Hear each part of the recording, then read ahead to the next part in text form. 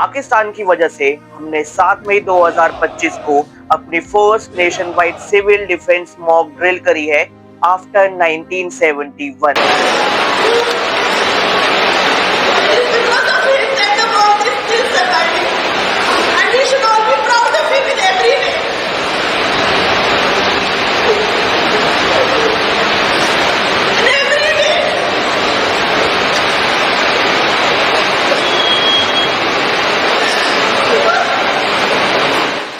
ये एक बहुत मैसिव एक्सरसाइज होने वाली है अपने सिविलियंस और अपनी अथॉरिटीज के लिए, और इसका एम होगा उनको प्रिपेयर करना पहले से फॉर फ्यूचर इमरजेंसीज एंड हाँ, specially from the threat of hostile aerial attacks. ये गवर्नमेंट डायरेक्टिव उसी हफ्ते के बाद आया है जिसमें अपने टेररिस्ट अटैक हुआ था पहलगांव कश्मीर में 22 अप्रैल 2025 को, जिसमें उन टेररिस्ट लोगों ने हमसे 26 जानें हमारी छीन ली थी।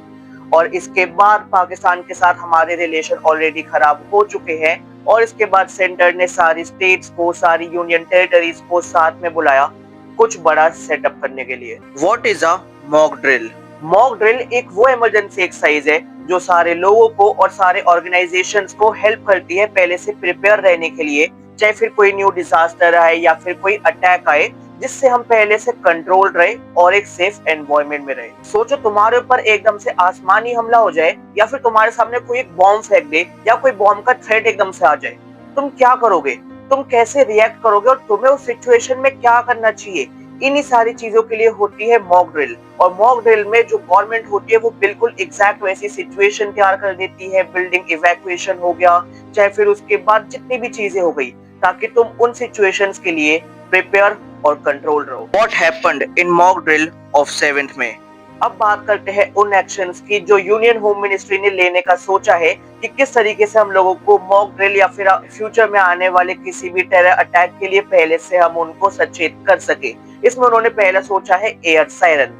तो बेसिकली ऐसे एयरक्राफ्ट वगैरह आएंगे, उन्होंने जो जो लोकेशन बताई है तो उन पे से एयरक्राफ्ट जाएंगे एंड वो प्रॉपर बहुत तेज सायरन बजाने वाले हैं, एंड उसमें वो देखने वाले कि जितने भी सिविलियंस हैं, जितने भी हम लोग हैं, हम उस सिचुएशन में कैसे रिएक्ट करेंगे, क्योंकि ये बिल्कुल वो सिचुएशन होगी जब हम पे कोई ऐसे आसमान से हमला कर रहा होगा या हम पे आतंकी हमला हो रहा होगा। दूसरा होगा जितने भी हमारे मोबाइल के कनेक्शंस होंगे या फिर जो हमारे इंटरनेट की वायर्स वगैरह होगी, उन सबको शट डाउन कर दिया जाएगा।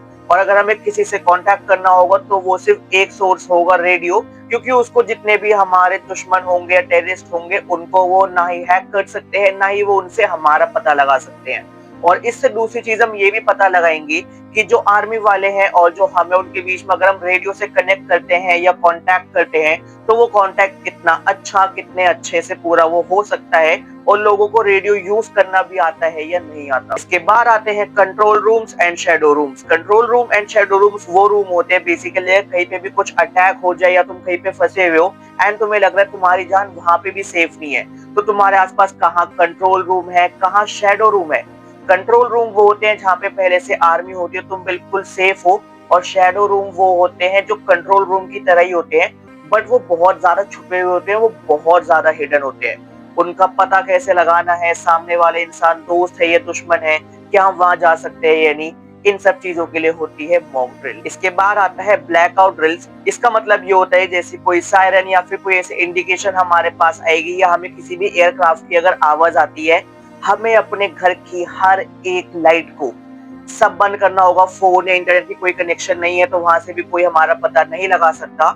और ये इसलिए होता है कि अगर कोई हमारे ऊपर से दुश्मन का एयरक्राफ्ट या कोई भी ऐसे जेट जा रहा है एंड वो देखता है कि अगर यहाँ पे लोग हैं, अगर उसको एक ही भी लाइट जली मिल जाती है, इसका मतलब वहाँ पे सब लोग रहते हैं, तो वहाँ पे यहाँ तो हम पे हवाई हमला हो सकता है या हम पे बॉम्ब छोड़े जा सकते हैं। बट अगर एक भी लाइट नहीं मिलती, प्रॉपर ब्लैक आउट होगा, तो हमारे बचने के चांसेस और ज्यादा बढ़ जाते हैं। Training civilians to react.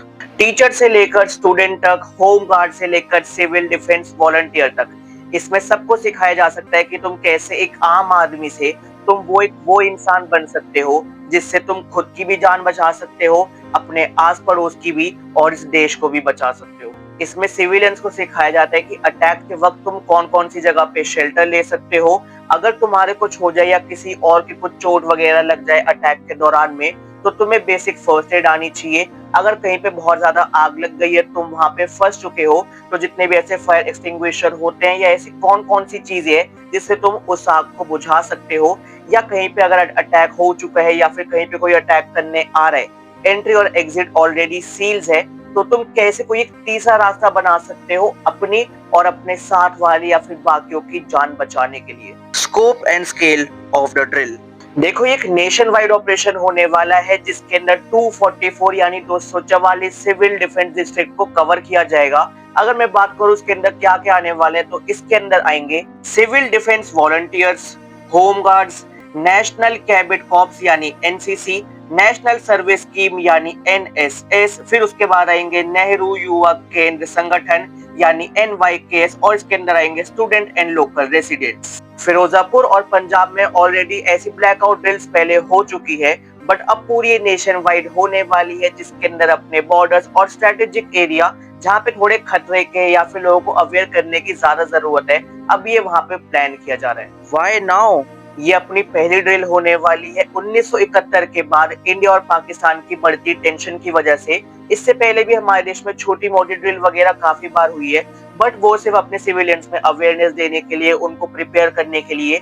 But इतने मास लेवल पे जहाँ पे हम अपने पूरे देश को तैयार कर रहे हैं, तो अपने देश का मैसेज तो तैयार है जो हम पाकिस्तान को देने वाले हैं कि तुम्हें जो करना है कर लो। अब हमारा देश तैयार है, और हाँ, अब हमारे यहाँ के लोग भी तैयार हैं। अगर ये ड्रिल वहां पे भी होने वाली है जहाँ पे तुम रहते हो, तो इसको सीरियसली लेना। जो तुम्हारे एस्केप रूट्स की, तुम्हें इमरजेंसी में कहाँ से निकलना है या क्या तुम नए रास्ते बना सकते हो, उनको देख के रखना। जो भी ऐसे फर्स्ट एड की प्रैक्टिस होगी उसको सीरियसली लेना, और जो भी सिग्नल्स वो बताएंगे या उसके बाद भी उनको अच्छे से समझना। और हाँ, ये चिंता में आने का वक्त नहीं, अपने पड़ोसी मुल्क को बताने का वक्त है कि हम तुम्हें चुनौती दे रहे हैं, हम तैयार हैं, तुम एक बार आके तो दिखाओ।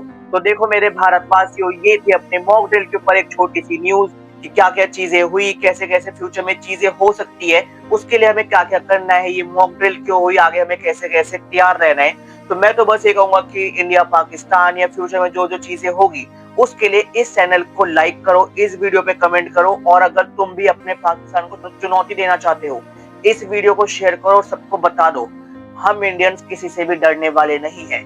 बाकी जल्द मिलते हैं एक न्यू अपडेट, एक न्यू वीडियो के साथ। Bye bye.